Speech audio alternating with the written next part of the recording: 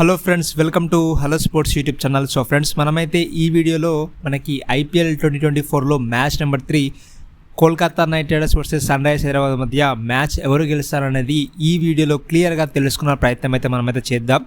But అంతకన్నా ముందు మీరు గనక మన ఛానల్ ఫస్ట్ టైం విజిట్ చేసినట్టయితే మన ఛానల్ సబ్స్క్రైబ్ చేయండి. అలాగే మన వీడియోని మీ ఫ్రెండ్స్ అండ్ ఫ్యామిలీకి తప్పకుండా షేర్ అయితే చేయండి. ఐపీఎల్లో డబ్బులు సంపాదించాలనుకుంటున్నారా? అయితే ఎవరిని పడితే వారిని నమ్మి మీ డబ్బులు పోగొట్టుకోకండి.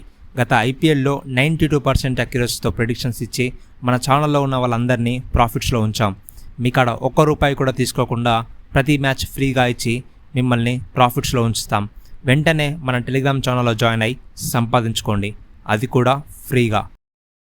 సో ఫ్రెండ్స్, మనం రెండు టీమ్స్ గురించి మాట్లాడుకున్న కన్నా ముందు ఈ రెండు టీమ్స్ యొక్క హెడ్ టు హెడ్ రికార్డ్ చూసుకున్నట్టయితే ఓవరాల్గా వీళ్ళిద్దరి మధ్య మనకైతే ఇప్పటి వరకు 25 మ్యాచ్లు జరిగితే అందులో కేకేఆర్ అయితే క్లియర్గా డామినెన్స్ అయితే మనకైతే కనబడుస్తూ వాళ్ళైతే 16 మ్యాచ్లు అయితే గెలవడం జరిగింది. వేరాజ్ ఎస్ఆర్హెచ్ మాత్రం కేవలం 9 మ్యాచెస్ మాత్రమే వాళ్ళైతే గెలవడం జరిగింది. కేకేఆర్ వర్సెస్ ఎస్ఆర్హెచ్ మనకి ఈ మ్యాచ్ వచ్చేసి మనకైతే ఈడెన్ గార్డెన్స్లో జరగబోతుంది. కాబట్టి ఈడెన్ గార్డెన్స్లో వీళ్ళ హెడ్ టు హెడ్ రికార్డ్ ఎలా ఉందో చూసుకున్నట్టయితే ఈడెన్ గార్డెన్స్లో ఓవరాల్గా 9 మ్యాచ్లు జరుగుతాయి వీళ్ళిద్దరి మధ్య.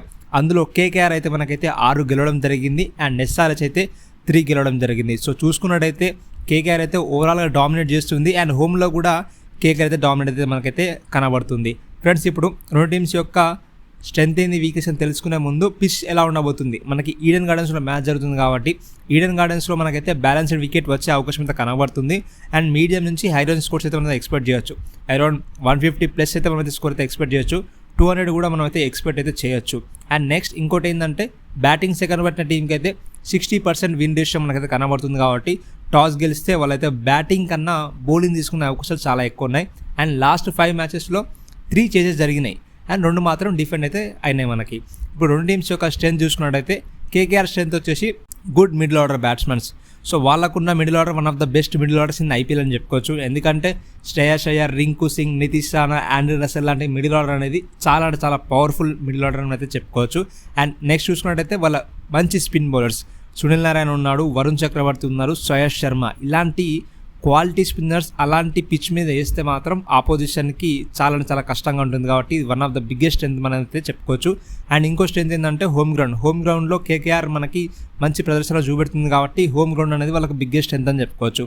అండ్ ఎస్ఆర్హెచ్ చూసుకున్నట్టయితే face bowlers, Indian face bowlers especially Natarajan కానివ్వండి, మనకి భువనేశ్వర్ కుమార్ కానివ్వండి, అండ్ అలాగే వాళ్ళ captain Pat Cummins, one of the మంచి పేస్ బౌలింగ్ ఉన్న టీం అయితే సన్ రైజర్స్ హైదరాబాద్. సో అది వాళ్ళకి బిగ్గెస్ట్ స్ట్రెంత్గా మారే అవకాశం అయితే ఉంటుంది. అండ్ అటాకింగ్ ఓపెనర్స్ మనకి ట్రావిస్ హెడ్ అయితే చాలా అంటే చాలా అటాక్ చేయబోతున్నాడు అండ్ అలాగే అభిషేక్ శర్మ కూడా అటాక్ చేసే అవకాశాలు ఉన్నాయి. కాబట్టి పవర్ ప్లేలోనే వీళ్ళైతే మ్యాచెస్ అయితే తిప్పే ఛాన్సెస్ ఉన్నాయి. కాబట్టి అటాకింగ్ ఓపెనర్స్ అనేది వాళ్ళకి బిగ్గెస్ట్ స్ట్రెంత్ అని చెప్పుకోవచ్చు. అండ్ క్లాసిన్ ఎక్కడ ఆడినా లైఫ్ ఆఫ్ ఫామ్ అయితే తనైతే ఆడుతున్నాడు. ఎక్కడ ఆడినా ప్రతి ఒక్క లీగ్లో చాలా అంటే చాలా బాగా పర్ఫార్మ్ చేస్తున్నాడు. కాబట్టి ఎస్ఆర్హెచ్కి క్లాసిన్ ఫామ్ అనేది చాలా అంటే చాలా బిగ్గెస్ట్ స్ట్రెంత్ అని చెప్పుకోవచ్చు. ఇప్పుడు రెండు టీమ్స్ యొక్క వీక్నెస్ చూసుకున్నట్టయితే ఓపెనింగ్ పేర్, కేకేఆర్ వచ్చేసి ఓపెనింగ్ పేర్. వాళ్ళకి ఓపెనింగ్ పేర్ అనేది గత సీజన్లో బిగ్గెస్ట్ ప్రాబ్లంగా మారింది. జేసన్ రాయ్ ట్రై చేశారు, వెంకటేష్ అయ్యన్ ట్రై చేశారు, అందరిని ట్రై చేసినా కానీ వాళ్ళకి సక్సెస్ అనేది దొరకలేదు. ఈ సంవత్సరం కూడా గుర్బాజ్ని ఆడిపించాలా లేకపోతే ఫిల్సాల్ని ఆడిపించాలా అనే వాళ్ళకి ఒక క్వశ్చన్ అయితే వాళ్ళకైతే ఉంటుంది.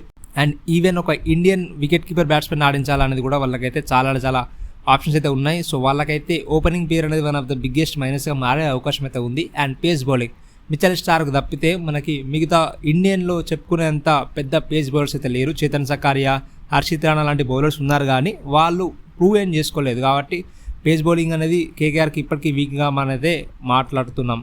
అండ్ నెక్స్ట్ వచ్చేసి ల్యాక్ ఆఫ్ బ్యాటింగ్ డెప్త్. మనకి రసల్ తర్వాత వాళ్ళ బ్యాటింగ్ డెప్త్ అనేది మనకైతే కనబడట్లేదు. ఎందుకంటే సునీల్ నారాయణ మనకి ఫామ్ అయితే కోల్పోవడం జరిగింది అండ్ మిచెల్ స్టార్క్ నుంచి మనైతే బ్యాటింగ్ అయితే ఎక్స్పెక్ట్ చేయలేం. కాబట్టి కేకేఆర్ వీక్నెస్ అయితే మనకైతే బ్యాటింగ్ డెప్త్ కూడా మనైతే కనబడుతుంది. వేరే ఎస్ఆర్హెచ్ వీక్నెస్ చూసుకున్నట్టయితే వాళ్ళ కూడా ల్యాక్ ఆఫ్ బ్యాటింగ్ డెప్త్ అనమాట. ఎందుకంటే క్లాసిన్ తర్వాత హిట్టింగ్ చేసే ఫినిషర్స్ లేరు. So no finishers and inconsistency same, ఇవి మూడు కూడా ఒకటే అని చెప్పుకోవచ్చు. ఎందుకంటే క్లాసిన్ తర్వాత వాళ్ళకి కన్సిస్టెన్సీగా మ్యాచ్ ఫినిష్ చేసే ప్లేయర్స్ లేరు. అబ్దుల్ సమద్ లాంటి ప్లేయర్స్ ఉన్నా కానీ వాళ్ళు పెద్దగా పర్ఫామ్ చేయట్లేదు మనకైతే.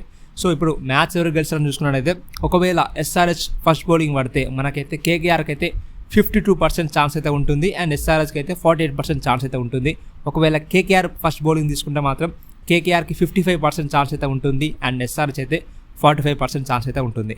For final prediction join Telegram channel, link in description. Thanks for watching.